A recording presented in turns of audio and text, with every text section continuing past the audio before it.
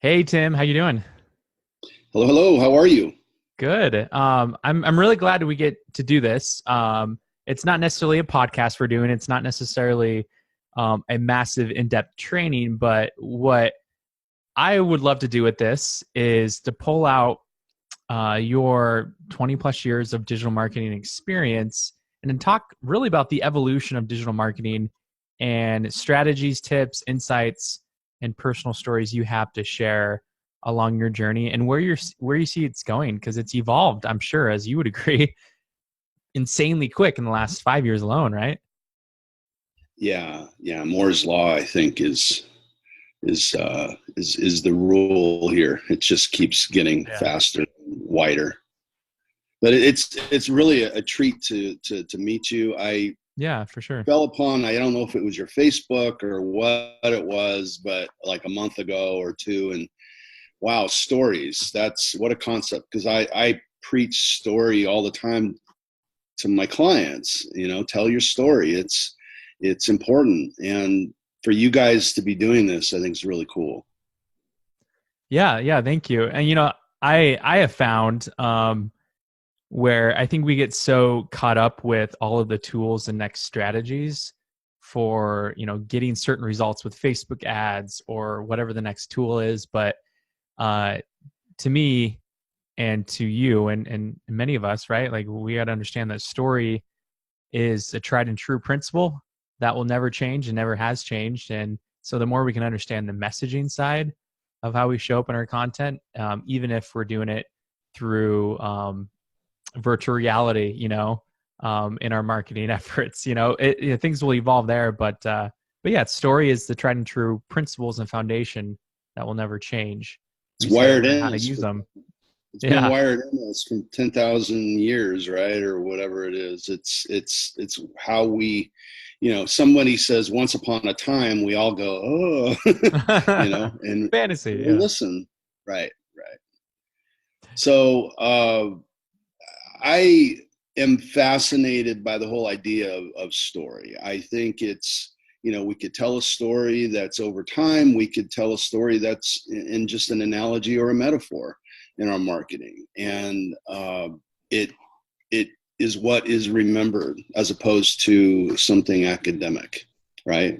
hmm So you had asked about the 20 years. Okay. So yeah, yeah, I started in the 90s. My background is is mostly sales and marketing my entire life. From college, I went into real estate, got washed out by the 90s recession in real estate and a divorce, and kind of bounced around sales job to sales job. And I was working as a recruiter, and a job recruiter, employment, and loved it. It was like all the benefits of real estate without having to have all the liability of real estate, where all these closures. I had it wired. I had it figured out.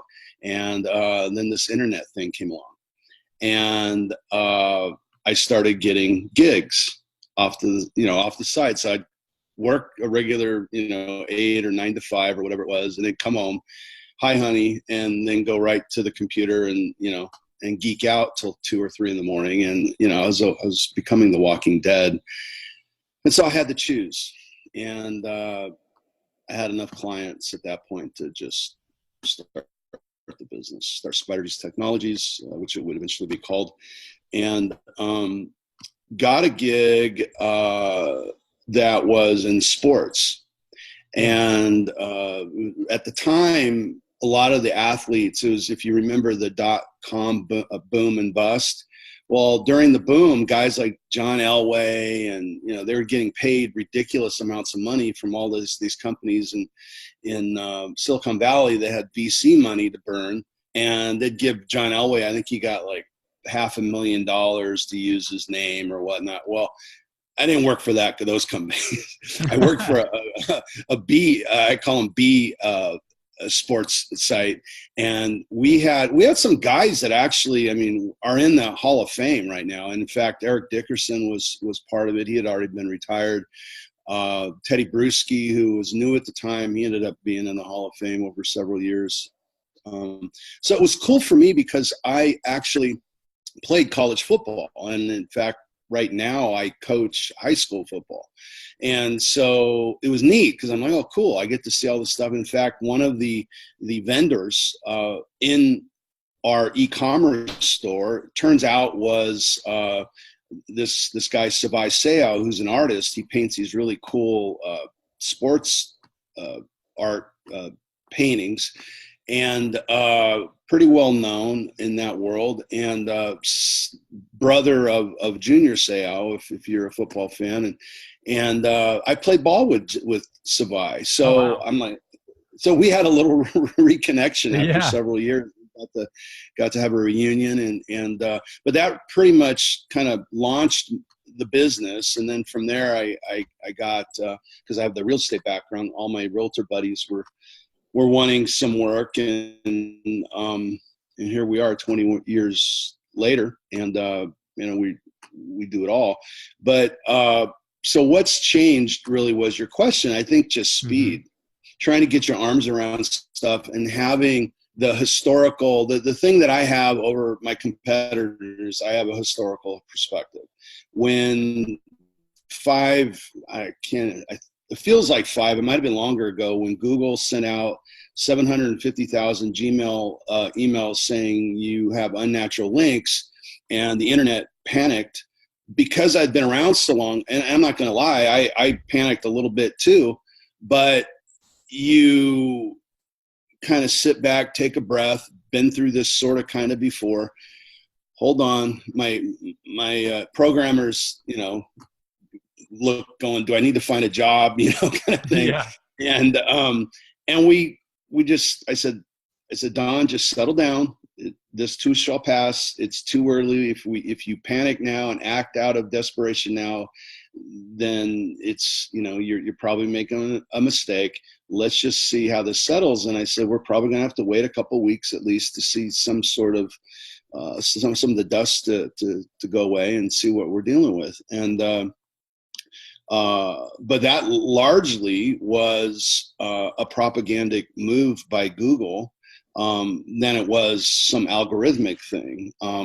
So things change. I mean, the big change is social media, right? I mean, that's the big change. And then so back in the day, let's call it 2005, 2006, MySpace is, then all of a sudden we have Facebook and Twitter and Web 2.0 and all this stuff. And I know for me, I was kind of thinking, I don't get it. I don't get Twitter. I don't get Facebook. I don't get any of these. Why should I spend my time on them?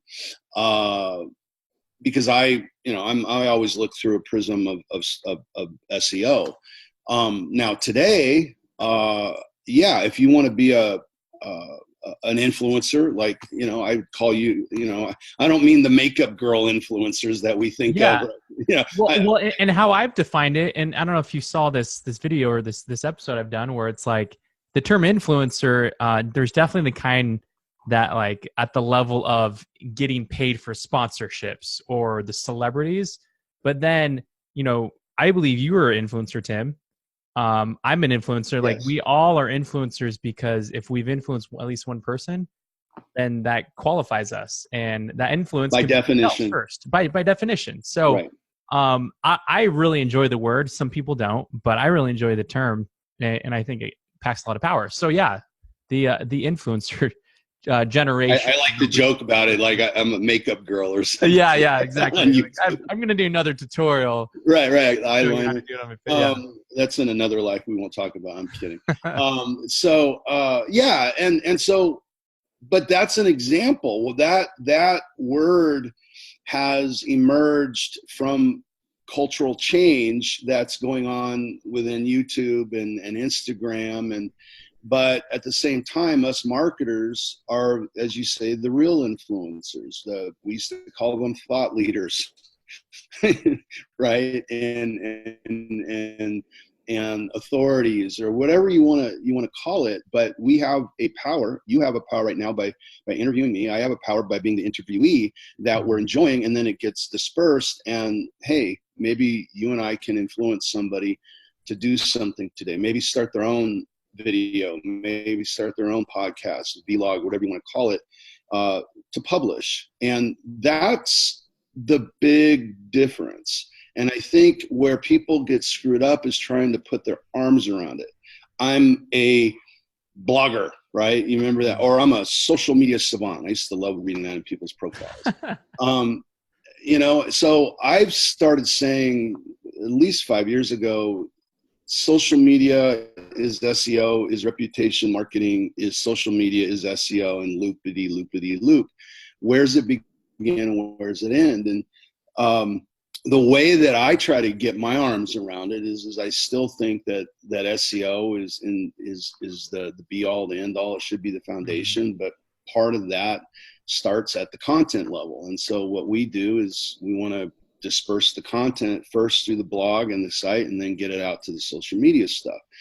And that's for me. And most of my clients are small business to medium-sized businesses, and they don't want to be the makeup girl. They don't want to be us on video talking, right? They just want to run their business and do it old school. And Tim, you do whatever you do. Okay, fine. But I'll still push them, come on, let's do it. And some of my guys actually have risked, and they've gone out and they've done it. I have a realtor on the East Coast today. We had a consultation, and he goes, I'm going to do it this summer. I'm finally going to start doing videos, Tim. And I'm like, oh, glory be, and because he realized, in fact, we were talking about story. Yeah. And how he's had an epiphany. A story is so important. I'm like, yeah, I've been talking about this for years. But when the student's ready, right? And so not everybody, I think that's part of the problem that guys like us, when we've been around this stuff and technology for so long, we kind of figured out how to deal with it. And when something's new, I don't know about you, but I'm not the guy that got an A in college in computer science. I tolerated it. I got the C, I think, or maybe C minus or less. That totally resonates with me. Yeah. Right. Well, and I'm an IT major. So it's like, to me, academically, wow, I was pretty average. I didn't I don't know. I don't think academically that determines our future or our decision, our ability to connect. I have a question. Yeah. Because I find more and more entrepreneurs have this, and I didn't know I had this until I started talking to people. But the way I remember, my mom used to joke when I was older. She said, when you did in the third or fourth, whatever grade, when you do the multiplication tables and little cards, 1 times 2 is what? And you turn it over and it's 2. Well, I said, I'll never use this, Mom. Why are you making me do this? And she used to tease me all the time. So I'm the guy who, 1 + 1 = 2 doesn't seem like it's relevant, but tell me $1 + $1 = $2. And I'm listening, right? Yeah. And in fact, the way that I taught my son, because I coached him in youth football coming up, and I said, well, $1 is just 100-yard, it's a football field. Each penny is a yard, and immediately it clicked, and there was not a lot of learning that had to go on. That's story, that's metaphor, that's analogy, right?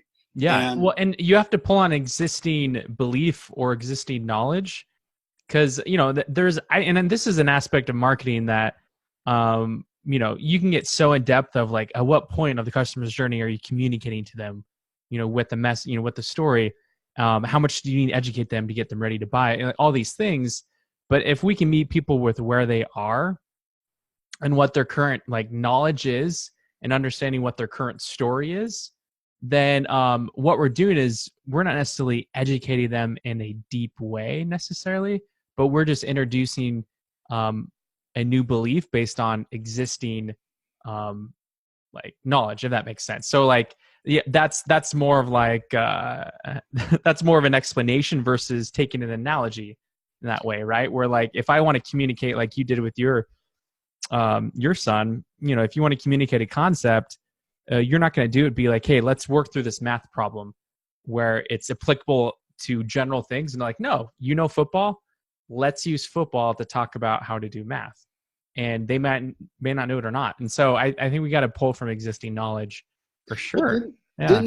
didn't John Caples 100 years ago, the advertising genius, didn't he say meet the customer where the conversation going on in their head? And Yeah. if we could discover that or intuit it, even if we have to, we're that much further ahead of the game. Well, and there's something you're saying earlier too that really stuck out to me is you started listing off different platforms of communication, like MySpace, or when Facebook was newer. Still, I mean, still is, I feel like, young. It's got a lot of growth to do, but there's all these tools, and we can jump back pre.com, pre-internet, and talk about newspaper, printing press. We can keep on going back years and years.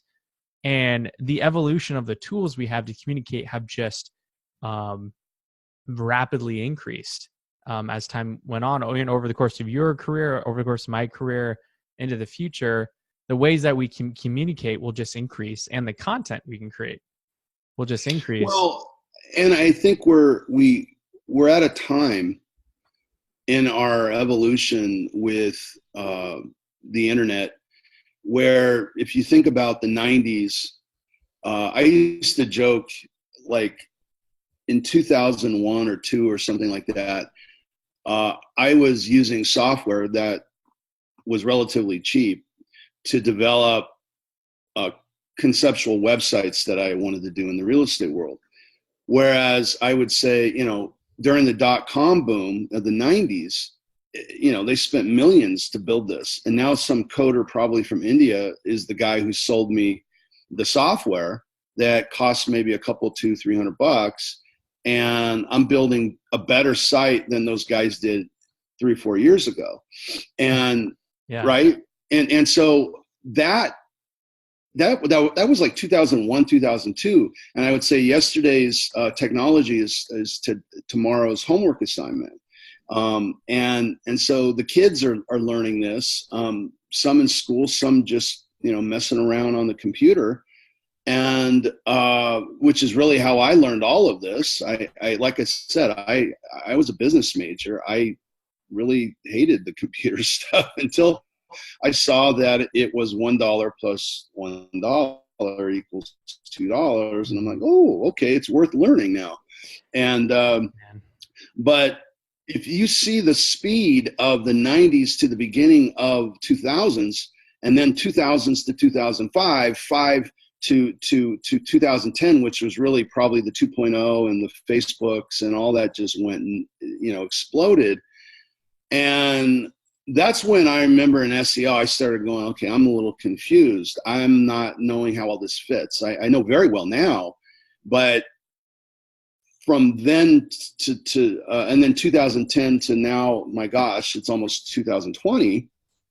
Wow. And so where's the difference? The difference is, I think, is that we're able to, at a much precise level, do what you're doing right now. We're able to just get on, boom, flip a computer on, and we're broadcasting. Just like that. And on the go too. And what phones on the provide. go. Yeah. Right. And by the way, I'll turn this into an SEO play, right? For me, when I see your publication. And so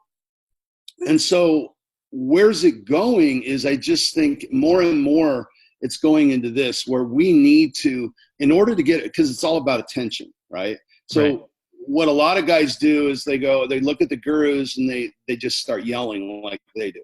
And I'm going to spam the world, or I'm going to, get real loud and hyperbolic and, really push the edge of ethics and all that stuff. And, or you get better through attention, through good information, good storytelling, things that will stick.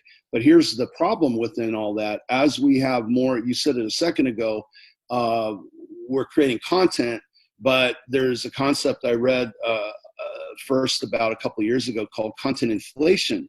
And I thought, wow, this is exactly I talk about another analogy. That's exactly what I've been looking for, is to explain what's going on. It's like, yeah, I could put out great content, but so what if no one reads it? Well, and I want to piggyback on that because this is something that has hit me hard, like slap in the face over the last just 6 months alone. Think about Netflix, that model of on-demand TV, film, document, whatever. It's content consumption that we have, a platform. And just this year alone, into the next few years, every single major studio or company who controls content and the distribution is coming out with their own on-demand platform, like a Netflix model, right? Where you spend $8 to, I don't know, $15 a month for that subscription, the access to their exclusive content that they own. And so, Netflix is going to, although they're putting out so much original content, they're going to be losing a lot of their licensed content from Disney and others who are then Right. doing their own. And so everyone's turning to that model, which already before everyone doing that, the amount of fatigue and inflation that we experience with just the content of entertainment alone that's out there, where, we turn on Netflix, we want to watch something good, and we're like, yeah, I'm going to take 30 minutes just to find and select something because there's all this stuff I don't know about.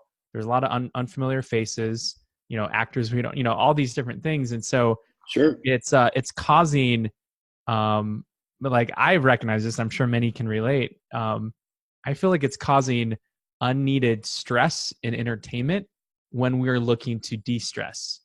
Awesome. Now, yes, Yeah. I have you what do they call it? Cut your wire yet? The decabled or? Oh yeah. No, we haven't done cable for probably about 7 years. Oh wow, wow, Yeah. wow, wow! I finally gave up on my cable company a year or two ago. Just got tired of getting lied to mostly, and so got the smart TV, and so going through that is kind of a pain, and but I got used to it. But I'm used to the, 1, 2, 3, 4, flip, flip, flip. So Mm-hmm. it's a little bit getting used to. So, okay, we got Netflix, and then I got some other, I can't remember what they're called, that was a cheaper version of cable. And I had that for a while and then realized nobody watches it, so I got rid of that. And, it was like $20 or something. And they raised their price because I went back to it because there was some show my wife wanted to watch or something. And so I went back to it, and then I quit after a month because they were raising their prices. And again, it's not like it's a little bit, $5, something like that. But I just am so not tolerant of, after the cable experience, all these years of my life, that I don't care if you show any discrepancy in integrity, I'm out. And then it's the same thing you said. I don't know all these things. I don't have there's so much choice. There's no choice. And Mm-hmm. so so in our family, guess what we watch more than anybody?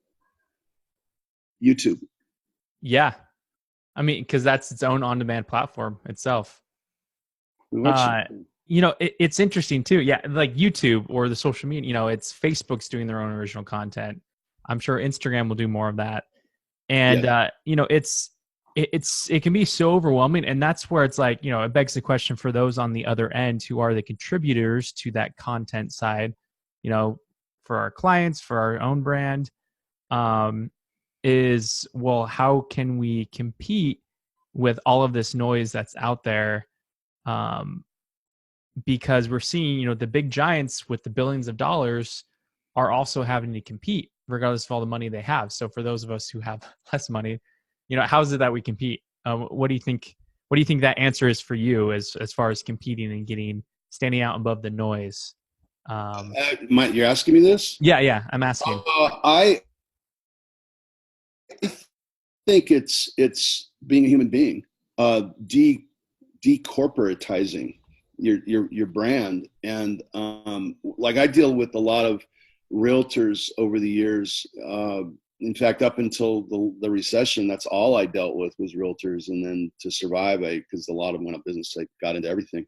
But mostly realtors, but a lot of other businesses resist doing what you and I are doing right now, because they think it has to be like this whole TV, highly produced commercial.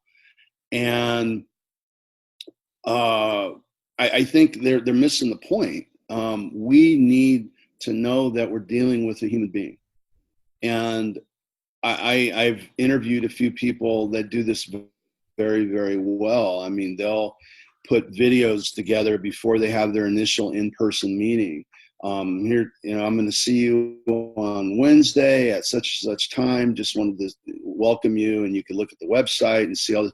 So they're using the tools to get people that they're dealing with in the real world, traditional businesses. They're getting them primed. If people know that word,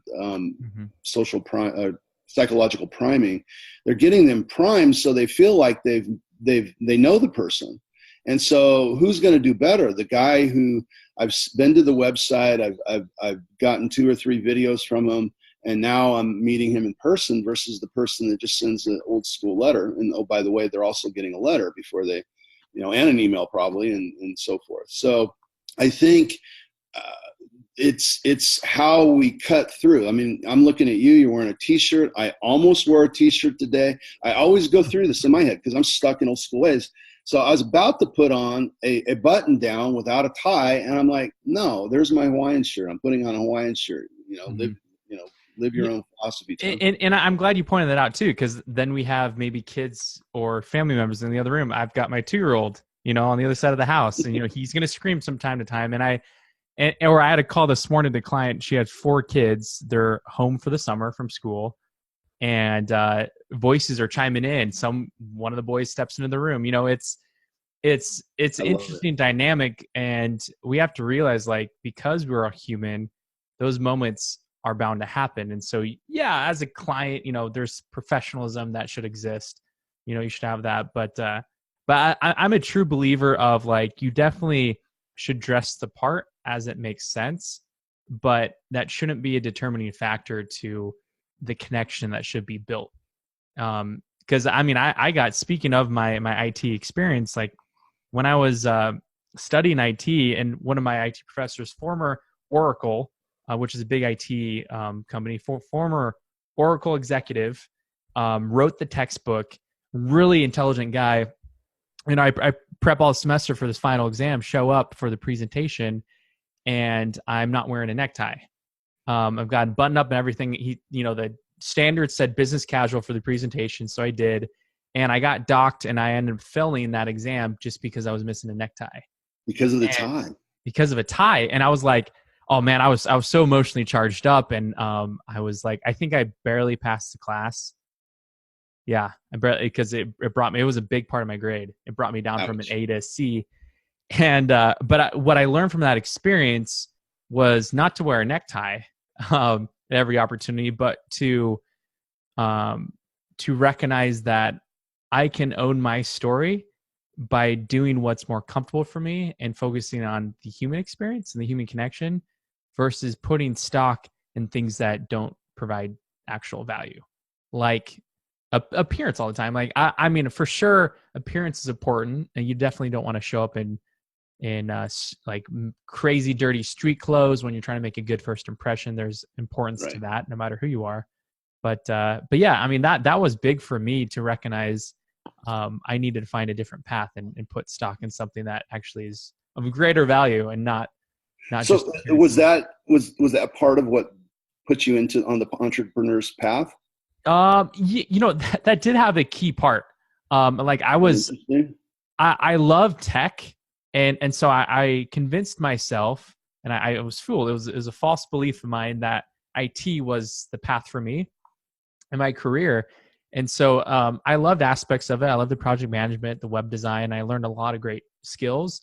But from that class of failing that exam to late nights debugging, troubleshooting hundreds to thousands of lines of code to run correctly for a certain like useless project that had no real world application or personal value add.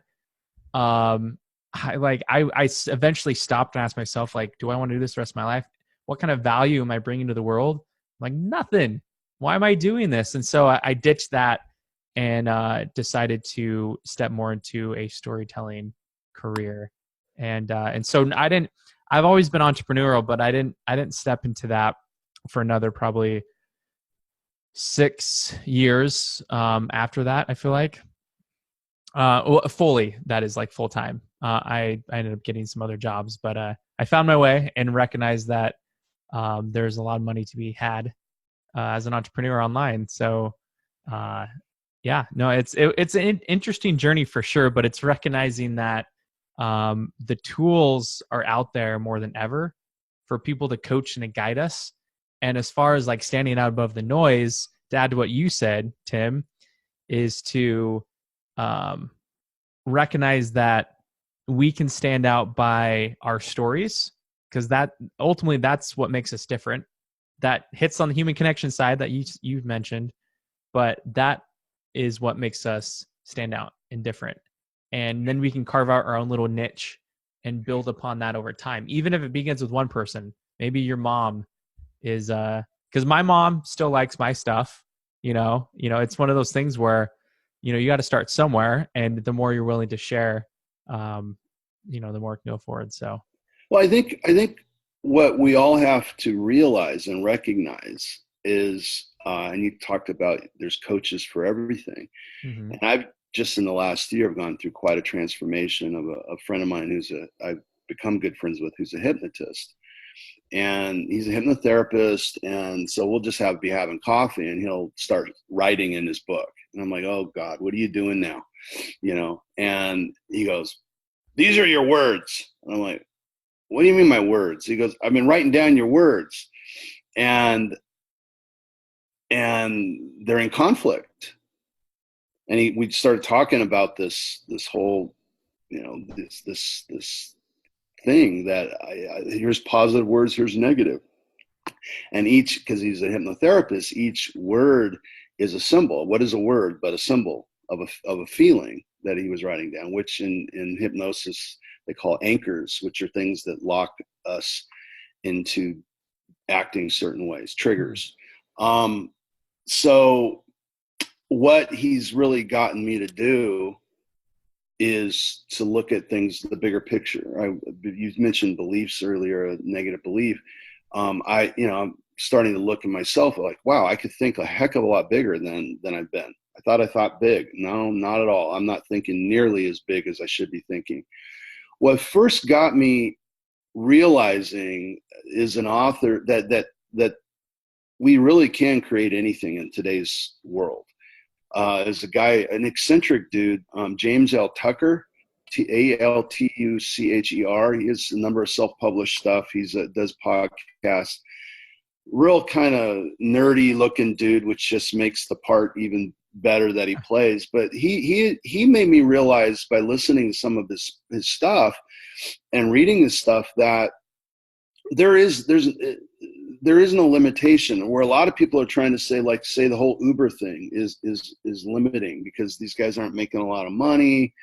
Well, he had a whole chapter on one of the books where this guy was making $250,000 a year because he's using his Uber driving as a way to advertise his jewelry store.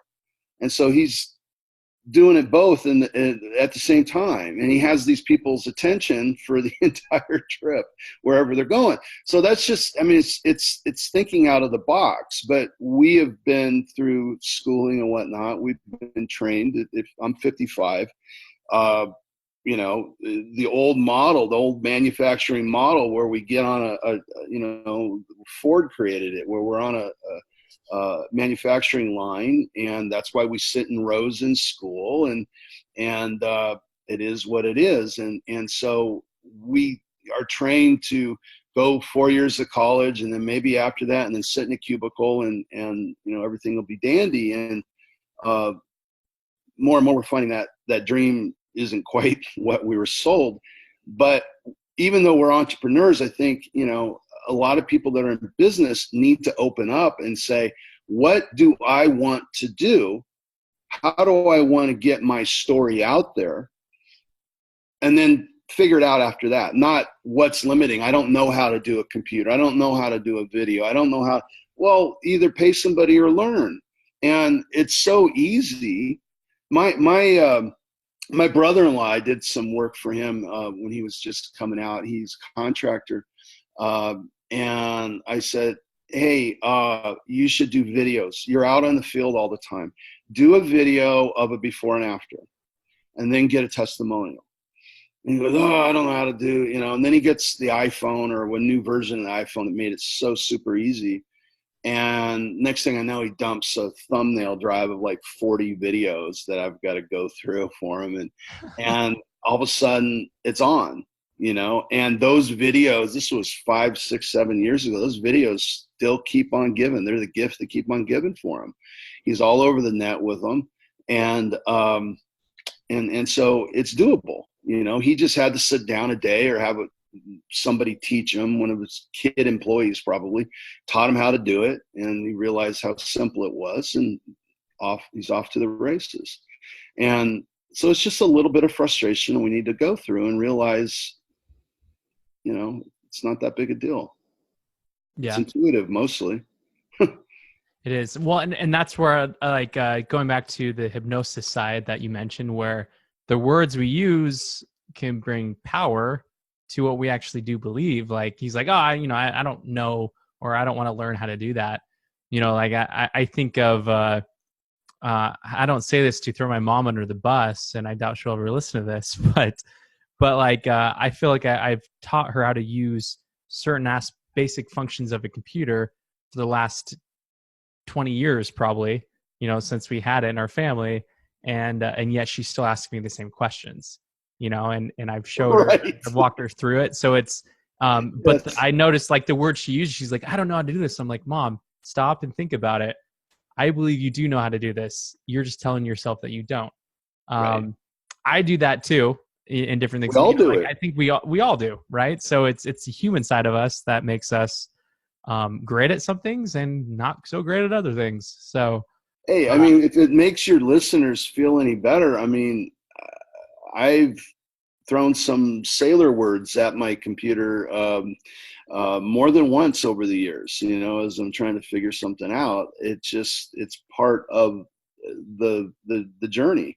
It's not going to go the way I want it all the time. And that's when you call your buddy up or your professional or whatever and get it done, Yeah, that's so good. So what do you feel like is next for you in your own story of maybe it's in your business, in your life? Gosh, what's the evolution looking like? I've and I didn't really share too much of this, but I've coached football for the last 16 years. It's a passion of mine. A lot of my life lessons comes from my coaches that I've had. And so I kind of take on this coaching mentality as a way to just kind of give back to the game that gave to me. And I was just telling my wife, and I go through this every year. I'm like a psychotic. I just told her a little while ago, I said, this might be the last one. And she just rolls her eyes. But I never know. It's part of it is in sports. There's a lot of problems with our kids, and I'm finding this. It's been a big epiphany for me this past year, just locally in California. But I'm starting now to talk to people across the country, and there's some serious issues in the high schools. They're just, with I'm going to sound like an old man. They got the pot in there in the weed, but it's easier than ever for kids to sneak with the vaping pens, to sneak those into the schools, and they're odorless. And I've talked to parents that at different schools around the state, and they're like, oh yeah, they're doing it in the classroom and getting away with it. And it's not the same stuff that our friends did in high school. It's like 10 times, heavier strains. And they probably, what did we call them? The heads. We call them the heads or the burnouts. But they would do it like once a week or on the weekends, right? But kids are doing it every single day. And then they're going to tell you that it's not addictive. And so there's stuff going on there, and it's not an issue of just, oh, it's about pot. Pot's the least of the problems. And so I feel kind of called towards that, and why I probably won't stop coaching. And it's not because I love football, which I do. It's because I love helping kids and maybe helping them along. My business has allowed me to do that over the last 16 years. So what's changing? I'm probably going to focus on bigger clients where I've always, or not probably, I am, where I've been more or less more comfortable with the small business, the realtor, which I'll still take on, but I want bigger clients because it's more interesting. They have more going on. They tend to think more business-like than the individual business guy. And no rub on them. I mean, I'm an individual business guy too. Yeah. So, and then the other thing that keeps calling me is going back to my roots, which is affiliate marketing, which is really how I started. And then I started making a lot of waves and got a lot of attention from realtors because I was creating leads and clicks in the real estate industry way back in the beginning of 2000s, and got a lot of attention from people, and they started hiring me, and that's how I ended up creating my agency. I want to go back and maybe do some of the e-commerce stuff I did, the affiliate stuff. So that's probably something that's going to be looked at very heavily as the year ends. That's great. It's fun to look forward like that too, and to see that whether what we feel called to do. I mean, like with what you feel called to do with coaching those kids, by way of football, but also by way of like life lessons. It sounds like you have an opportunity to do that. Whether that becomes our business thing or our business supports our ability to do that. I think recognizing that is powerful. And I feel like that's definitely a part of what serves our own story as well, is recognizing how we can step up and serve people we feel like we're meant to serve based on our own. And it feeds back. I mean, I'm a better storyteller. I'm a better communicator. There's many years ago, I was coaching 8 or 9-year-olds, and one of the guys that got me into the game coaching, he was at USC at the time. I played ball with him, linebacker, and he was the D coordinator at SC. Now he's at Purdue. But he had just moved. He lived in town and then just moved and took the job at Washington. And so professional coaches oftentimes, when they have free time, are out on the road recruiting. It's a nonstop job. So he was in town and he saw the lights on. We were in the playoffs, and he comes by and says hi. That figured one of the guys he knows would be out there coaching. And he's watching and he goes, wow, they're really getting after it. Little 8 and 9-year-olds, right? And I'm like, yeah, it's nothing short of a miracle. These guys can barely tie their shoes, and we're able to get them all to do that. If I can get them to do that, I can do anything, and 11 individual guys all getting off the ball and doing their assignment. I'll tell you another story that a lot of people kind of like. I played it before I went to Pacific to play my 4-year of football. At a 4-year school, I was at El Camino Junior College, and junior college is where a lot of guys go didn't get a scholarship or didn't get a scholarship where they thought they should get one. So It's like a last chance. So I'm going through recruiting time, and I had just gotten back from somewhere, and I was a guy on the team, Marion Knight, had walked across the practice field with me, and he was saying, hey, what happened? What did they say? Are they going to give you a scholarship, et cetera, et cetera? And I'm telling him the story and all that. And so we get to the edge of the field, and my coach, this giant of a man, Tyrone Sperling, he had a voice that came down from his toes. I mean, the earth shook when what you boys doing, Yeah. And And so Marion goes, oh, he called me Keefe. Keefe's talking about getting a Scully. And so Coach Sperling says, well, you go get your schooling done, you go get your footballing done, and then you come back and give back. And that's never left me. And he passed away about 5 years after that. To finish off the story, the guy who was Marion Knight, a.k.a. Suge Knight, the guy who started Death Row Records, the big rap mogul who has a million different stories around him. So, yeah, that was my teammate. And he was the guy that was with me that day. Wow. This is incredible. Tim, thank you so much for sharing. Where can people learn more about your story and what you have to offer? SpiderJuiceTechnologies.com. It's a mouthful. I didn't learn how to name your business classes yet when I named it, but it has to do with search engine spiders. If you're not so geeky to know what it means, I actually get calls for juice locally sometimes. Spider juice, because yeah, I mean, because that's what I want is some spider juice. I'm craving, vitamins, I guess. But anyway, so there's a bunch of stuff there. But I consult. We run SEO campaigns, AdWords campaigns. Really, after 20 years, we solve a lot of problems. I just dealt with a deal with AdWords and dealing with Google for a week and a half, believe it or not, and they could not turn the ads on.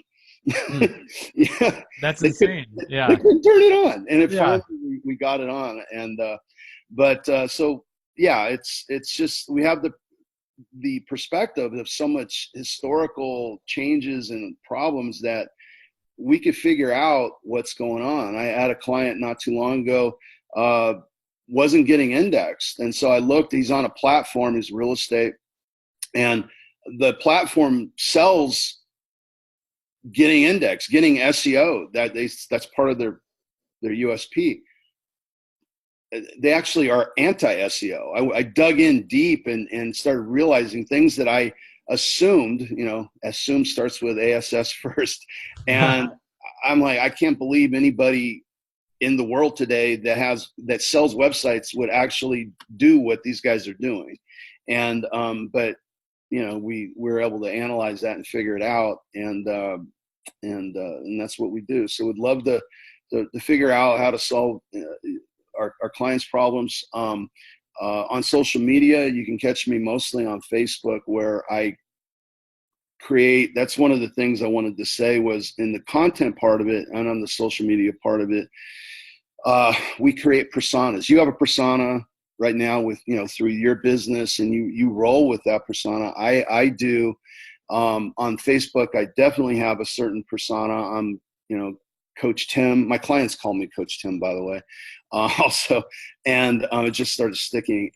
But even on my social stuff, I'll be called that and looked at that from a football side, but then also business side, and I reveal parts of me that you're told not to reveal. I mean, I'll talk about politics. I don't go into the mean stuff or any of that.